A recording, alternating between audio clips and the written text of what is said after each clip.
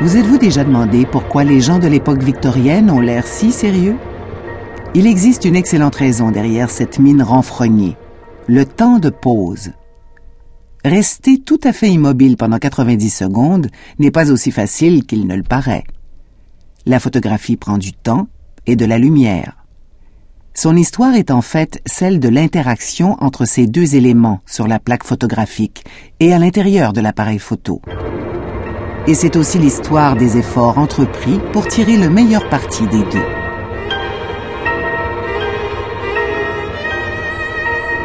La photographie est un art relativement jeune. Elle fut inventée en 1826 lorsque Nicéphore Niepce, après de nombreuses tentatives, réussit enfin à prendre une photo de son jardin au moyen d'une plaque d'étain enduite de bitume. Si la photo est très floue et qu'elle nécessita pas moins de 8 heures de temps de pause, il s'agit néanmoins de la première image photographique permanente au monde. Toutefois, avec un temps de pause de 8 heures, cette technique n'est pas très pratique et prendre des portraits est tout à fait exclu.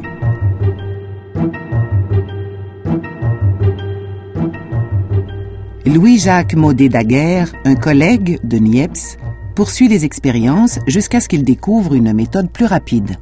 En 1839, le daguerréotype, dont l'image est fixée sur une plaque de cuivre argentée, fait son entrée à Paris. Il s'agit du premier procédé photographique commercialement viable. Si Niepce avait été encore vivant, peut-être que l'histoire aurait retenu le nom de niepcéotype. Le daguerréotype connaît une popularité instantanée, malgré son coût assez élevé. On pourrait dire que la suite de l'histoire est une course effrénée pour réduire le temps de pause et rendre la photographie moins laborieuse. En 1866, une visite dans un studio de photographie pour se faire tirer le portrait signifie qu'il faut rester de marbre pendant 10 à 90 secondes, selon la lumière disponible. Un dispositif spécial appelé support de posture aide les gens à ne pas bouger durant la prise de la photo.